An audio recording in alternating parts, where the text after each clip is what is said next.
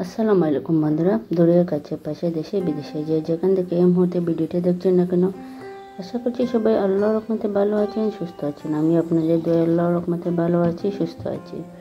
বন্ধুরা, একটি লাইক দিয়ে ভিডিওটি দেখে শুরু করেন। আজকে নিরামিষ সবজি রান্না করব। এখানে কিছু সিম নিয়েছি। শীতের সিজন আসছে, তাই সবজি খেতে ভালো লাগে, সব ধরনের সবজি পাওয়া যায়। এখানে 3টি আলু নিয়েছি আর একটি পেঁপে গাছ থেকে কেটে নিয়ে আসছি। বন্ধুরা, পেঁপেটা দেখতে ছোট নিয়ে আসছি, কারণ পেঁপেগুলো অনেক বড় বড় হয়, হাইব্রিডের পেঁপে, তাই আমি ছোট দেখে নিয়ে আসছি। বড় নিয়ে আসলে বেশি হয়ে যাবে, তাই খেতে পারবো না। আর এখানে নিয়েছি 2টো মূলো। এগুলা দিয়ে আমি সবজি রান্না করব। সঙ্গে থাকেন, দেখতে থাকেন, আশা করি ভালো লাগবে। এখানে ডাল নিয়েছি বন্ধুরা, ডালগুলো ভিজিয়ে রেখেছিলাম, সেটা শেয়ার করে নাই তোমাদের সাথে।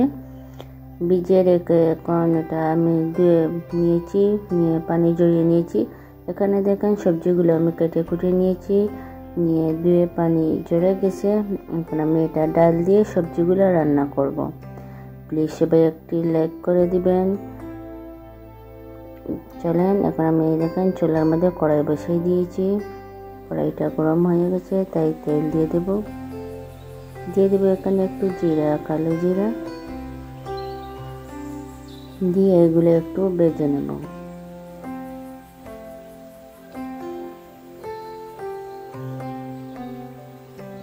কালো জিরা, জিরাটা ভাজা হয়ে গেছে বন্ধুরা। এখন দিয়ে দেব কুচি করে পেঁয়াজ কাটা,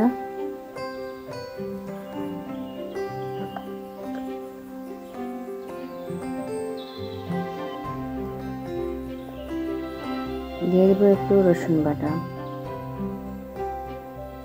এরকম সবজি যদি রান্না করে খান তাহলে দেখুন মাছ মাংস লাগবে না।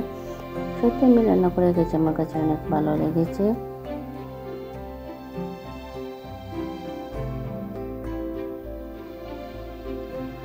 সব ধরনের সবজিগুলো একসাথে যদি বেঁচে করে খাওয়া হয়, বা এরকম ডাল দিয়ে রান্না করে খাওয়া হয়, বা চিংড়ি মাছ দিয়ে রান্না করা হয়, শীতের সিজনের সবজিগুলো খেতে ভালো লাগে। তাই দিয়ে দিলাম একটু হলুদের গুঁড়া, একটু ধনের গুঁড়া দিয়ে এগুলো একটু আমি বেজে নিচ্ছি। সামান্য একটু পানি দিয়ে দিলাম, পানি দিয়ে একটু কষিয়ে নেব, তাহলে পেঁয়াজটাও একটু গলে যাবে। এখন বন্ধুরা আমি দিয়ে দেব ডালটা, দিয়ে ডালটা একটু নেড়ে চেড়ে দেব।